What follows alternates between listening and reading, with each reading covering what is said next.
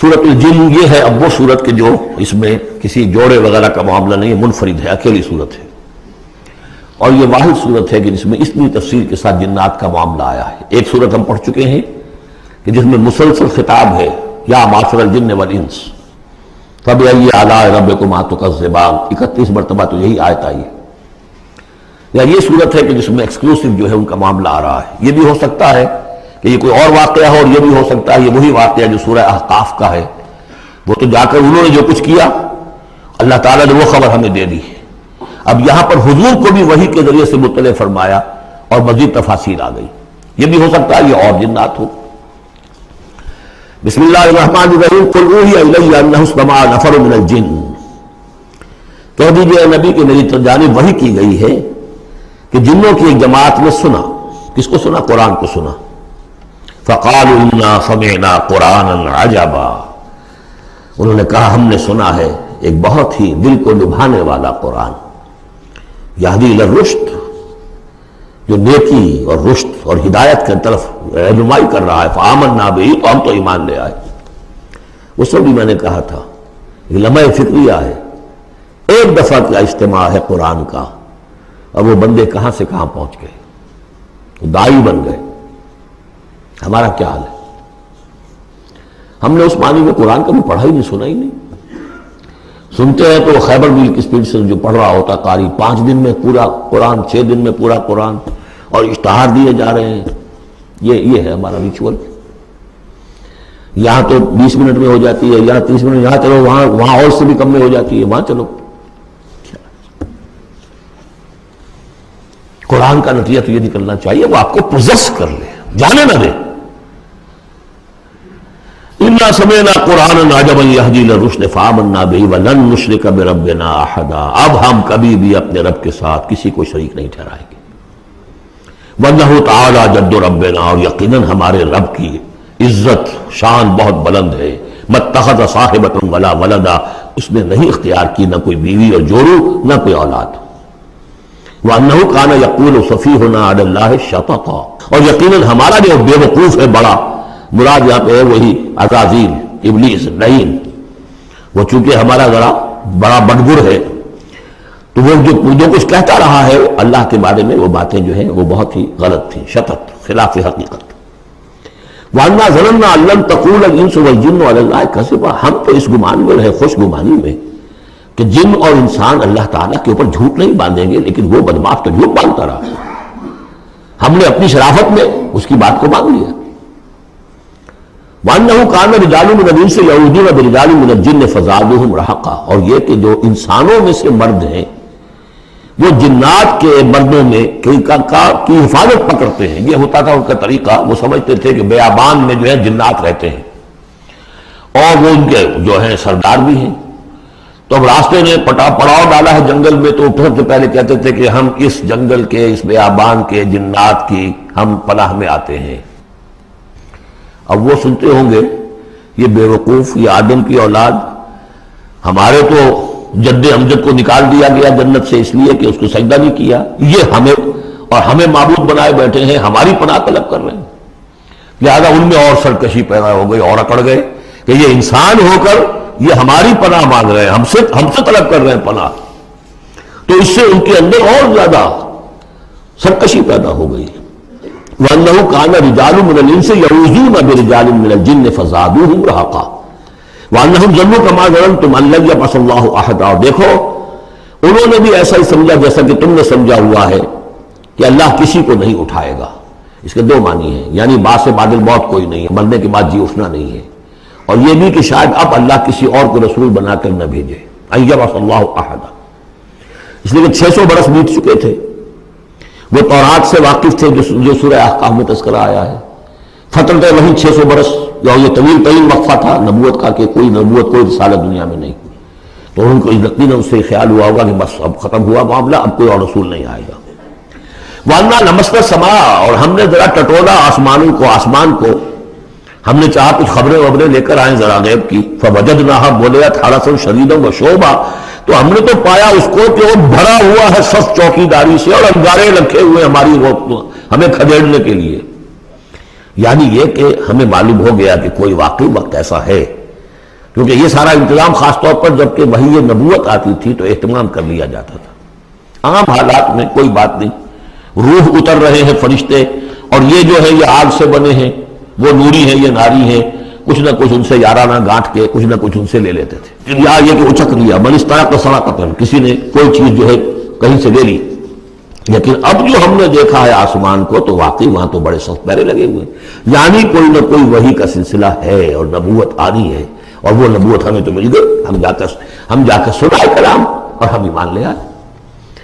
وَأَنَّا لَمَسْنَا السَّمَاءَ فَوَجَدْنَاهَا مُلِئَتْ حَرَسًا شَدِيدًا وَشُهُبًا وَأَنَّا كُنَّا نَقْعُدُ مِنْهَا مَقَاعِدَ لِلسَّمْعِ، اور ہم وہاں بیٹھا کرتے تھے، وہاں پہ گھاٹ میں بیٹھا کرتے تھے کچھ سن لینے کے لیے، مقاعد مقعد بیٹھنے کی جگہ، مورچہ یہاں پہ بیٹھا جائے، ہم وہاں پر اپنے ٹھکانوں میں بیٹھا کرتے تھے۔ فَمَنْ يَسْتَمِعِ الْآنَ، لیکن اب اگر کسی نے کچھ سننے کی کوشش کی، يَجِدْ لَهُ شِهَابًا رَصَدًا، وہ پائے گا اپنے واسطے ایک انگارہ گھاٹ میں، میزائل پیچھا کرے گا اس کا۔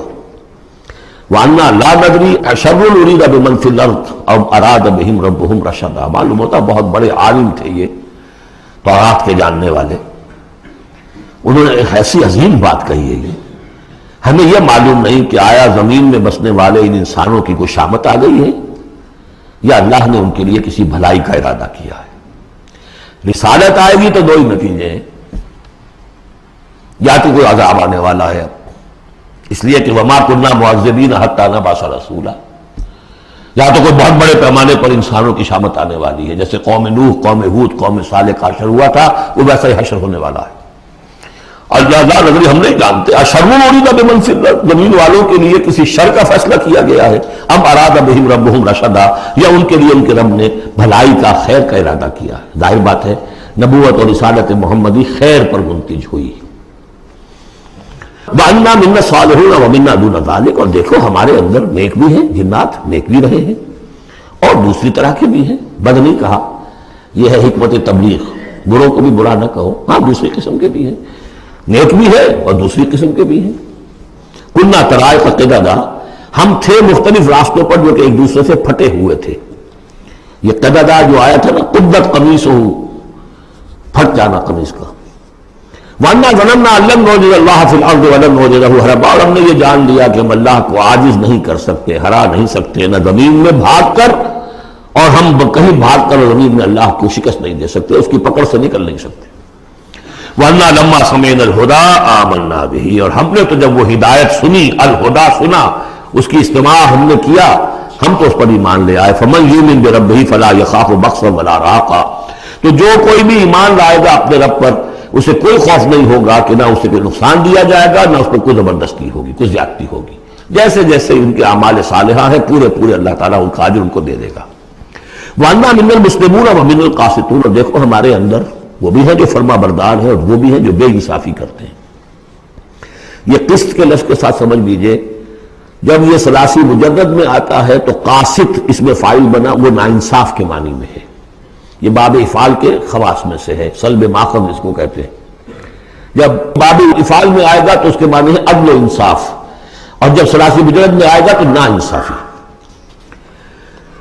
قاسطون فمن اسلم فاولئک تحروا رشدا، جو لوگ اسلام لے آئے، اطاعت قبول کر لی، تو انہوں نے تو گویا کہ ڈھونڈ نکالی خیر کی راہ، نیکی کی راہ انہوں نے تلاش کر لی۔ وَأَمَّا الْقَاسِطُونَ، اور جو بے انصاف فَكَانُوا لِجَهَنَّمَ حَطَبًا، وہ لوگ جو ہے پھر جہنم کا ایندھن بن کر رہیں گے۔ یہاں تک ان کی تقریر ہے جو انہوں نے تبلیغ کی ہے۔ اب جو بات آگے آ رہی ہے یہ خود اللہ کی طرف سے کلام ہے۔ أَن لَّوِ اسْتَقَامُوا عَلَى الطَّرِيقَةِ لَأَسْقَيْنَاهُم مَّاءً غَدَقًا، اور یہ کہ یہ اگر لوگ اپنے اس طریقے پر جو طریقہ انبیاء کا تھا، جو آدم نے دیا تھا، جو نوح نے دیا تھا، یہ چلتے رہتے تو ہم انہیں خوب پلاتے، پانی بھر بھر کر خوب سیراب کرتے ان کو۔ یہاں لفظ طریقت آیا ہے قرآن میں، شریعت، طریقت۔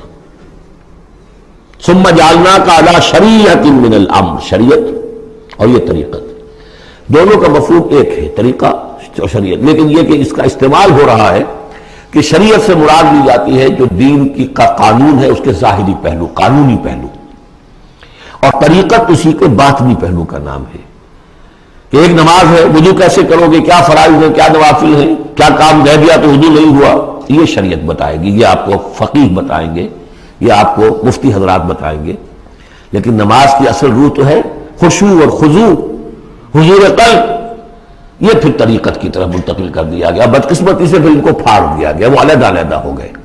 یہ سب چیزیں یکجا ہونی چاہیے تھی.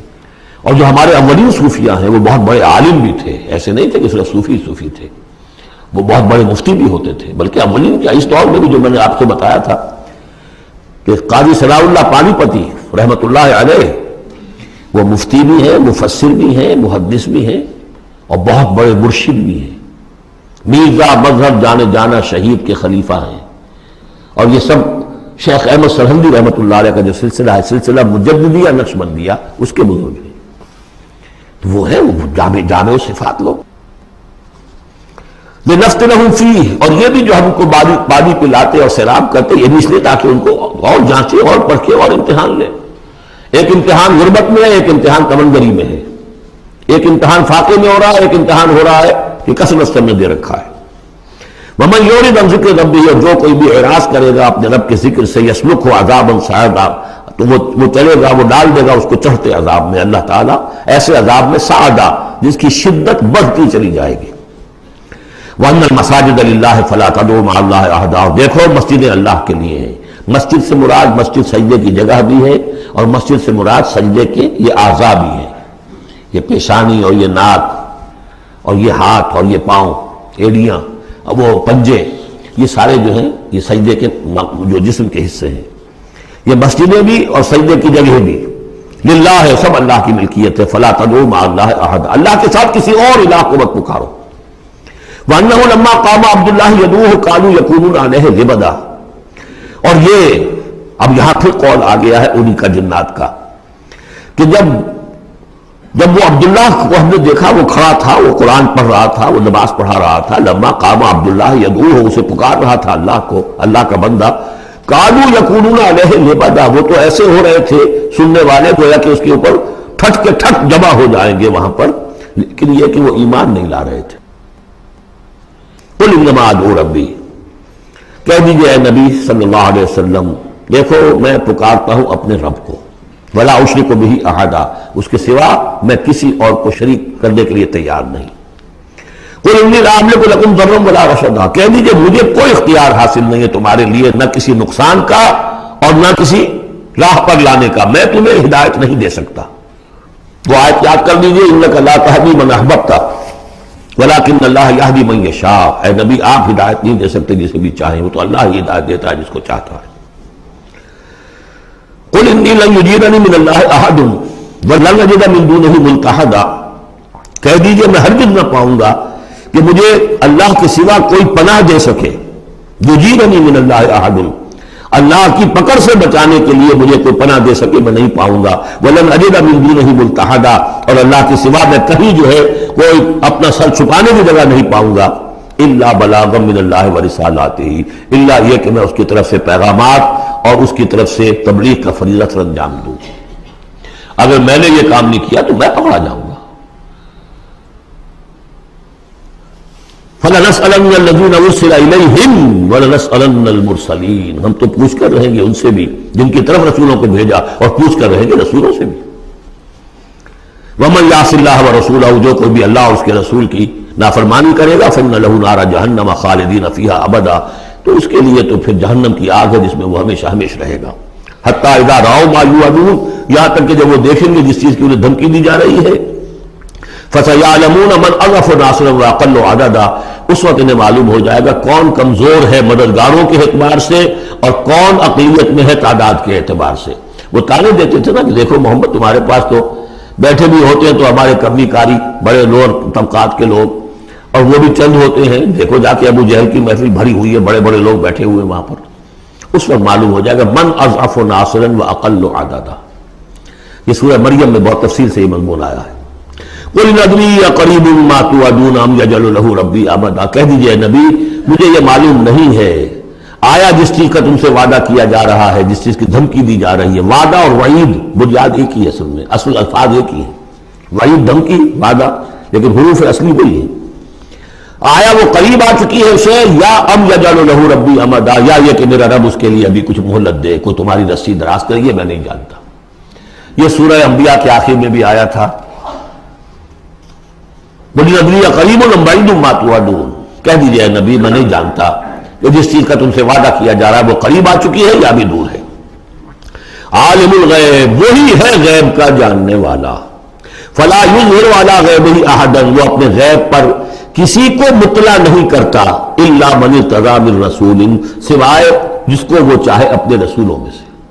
یہ بہت اہم قانون ہے قرآن کا، اور اس میں سارا مسئلہ علم غیب کا حل ہوتا ہے۔ ایک بات تو یہ کہ ہمارے جو بھی بریلوی بھائی ہیں وہ بھی مانتے ہیں، 4 باتیں وہ مانتے ہیں، 3۔ میں نے ایک مرتبہ تحقیق کی تھی بڑی مفصل، جا کر بعد لوگوں سے ملاقات کی، ابھی میں طالب علم تھا، کہا دیکھیے ہم ثابت مانتے ہیں اس بات کو، نبی کا علم ذاتی نہیں عطائی ہے، اللہ نے جو دیا وہی ہے۔ نبی کا علم قدیم نہیں، حادث ہے، پہلے نہیں تھا پھر ہو گیا، اللہ نے دے دیا تو ہو گیا۔ اور نبی کا علم غیر محدود نہیں، محدود ہے۔ میں نے کہا یہ 3 باتیں جو شخص مان لے، میرا اس سے اب کوئی جھگڑا نہیں رہا۔ لیکن ہمارے ہاں کچھ لوگوں نے ایک ڈیفینیشن کر لی علم غیب کی، علم غیب وہ ہے جو بغیر کسی کے بتائے خود حاصل ہو جائے۔ اس اعتبار سے تو میرے پاس بھی علم غیب ہے، یعنی کسی کے پاس کوئی علم ہے ہی نہیں۔ ہمیں دیا اساتذہ نے دیا، حضور کو دیا اللہ نے دیا، جبریل کو دیا اللہ نے دیا، اس معنی میں تو ذاتی علم تو کوئی بھی نہیں مانتا کسی کا، علم تو دینے سے ہوتا ہے۔ البتہ علم غیب کسے کہتے ہیں؟ وہ چیزیں جو ہماری نگاہوں سے چھپا دی گئی ہیں، وہ عالم غیب ہے، جنت ہے، دوزخ ہے، فرشتے ہیں، یہ سب کیا ہے؟ عالم غیب۔ تو نبیوں کو تو کچھ نہ کچھ حصہ اس کا دکھایا جاتا ہے تو نبی بنتے ہیں نا، ورنہ میرے اور نبی میں فرق کیا ہوا پھر؟ اگر میرا بھی علم وہی ہوتا ان السمع والبصر والفؤاد، تو میرے علم میں اور حضور کا بھی علم یہی ہوتا تو فرق کیا ہوا؟ حضور نے تو اس دوسرے علم کے اعتبار سے تو صاف کہہ دیا انتم عالم بامور دنیاکم، لیکن حضور کو معراج میں جنت دکھا دی، دوزخ دکھا دی۔ زمین پر رہتے ہوئے آپ نماز پڑھا رہے تھے، غالباً وہ جو کہ نماز پڑھائی جاتی ہے جبکہ بارش نہیں ہوتی، استسقاء کی نماز، اسی کے دوران اچانک ایک دفعہ آپ آگے بڑھے، لوگ حیران ہوئے کیا ہوا ہے، ایک دفعہ پیچھے ہٹے۔ لوگوں نے پوچھا بعد میں کہ حضور یہ نماز کا حصہ تھا، یعنی ہم بھی پھر صدا کیا کریں اس نماز کے اندر؟ یہ فرمایا نہیں، اصل میں میرے سامنے جنت لے آئی گئی، اب بے اختیار میرا ہاتھ بڑھ گیا کہ میں اس کا پھل توڑ لوں، اور میرے سامنے اس کے بعد دوزخ لے آئی گئی، اور اس کا جو بمکا آیا گرمی کا، اس سے میں بے اختیار پیچھے ہٹا۔ دنیا میں سیر کرا رہے ہیں، بہرحال یہ غیب ہی میں سے ہے۔ البتہ کوئی غیب یہ جو مانے اللہ نبی کے لیے وہ کافر ہے، اور وہ مانتے ہیں، بریلوی بھی مانتے ہیں، کل غیب کا کوئی سوال ہی نہیں۔ نبی کا علم محدود ہے، نبی کا علم حادث ہے، نبی کا علم عطائی ہے۔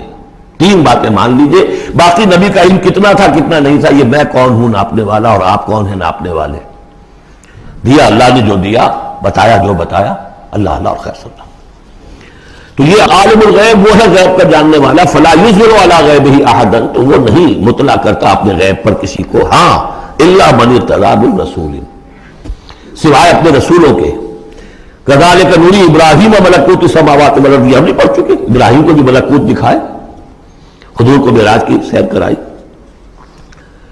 الا من ارتضی من رسول فانہ یسلک من بین یدیہ ومن خلفہ رصدا، جس کو رسول بناتا ہے، غیب کی خبریں دیتا ہے، پھر اس کے آگے اور پیچھے وہ اپنے باڈی گارڈ رکھتا ہے، چوکیدار رکھتا ہے۔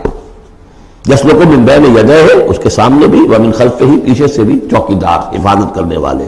لیعلم ان قد ابلغوا رسالات ربہم، تاکہ یہ بات بالکل واضح ہو جائے کہ انہوں نے واقعتاً اپنے رب کے پیغامات پہنچانے کا حق ادا کر دیا،